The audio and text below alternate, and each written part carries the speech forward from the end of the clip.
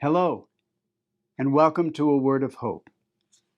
When the church celebrates the memorial of Saint Cyril of Alexandria, he was a bishop and doctor of the church who lived from the late 300s to the early mid 400s, closely related to the line of the apostles. He was bishop at the Council of Ephesus, and he presided at that council. The first reading today is very strong from the prophet Amos. And Amos is famous for really calling it, telling it like it is, and calling the people to account for their abuses of justice. The response to that reading is, "Remember this, you who never think of God." Can you imagine? I decided I couldn't sing that. It wasn't the happiest refrain I've ever heard. Remember this, you who never think of God.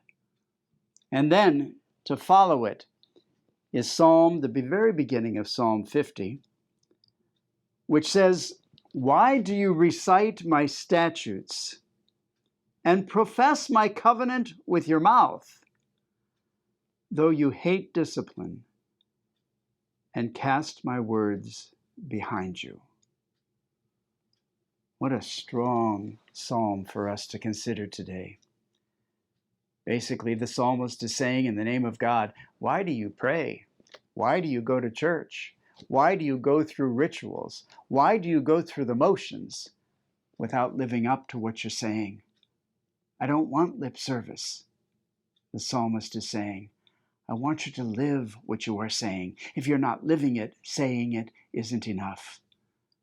I think about this following upon yesterday's gospel, where James and John, trying to prepare the way for Jesus to get to Jerusalem, are going through Samaria, and the Samaritans won't let them pass.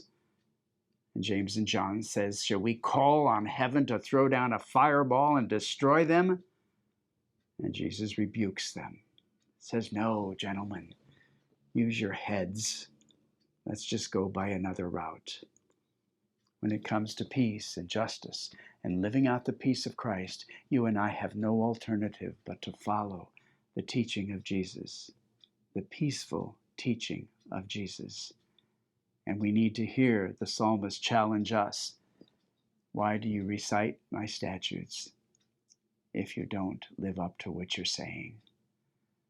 Let that be something that calls us to a renewal of our commitment to following Jesus, not just talking about him.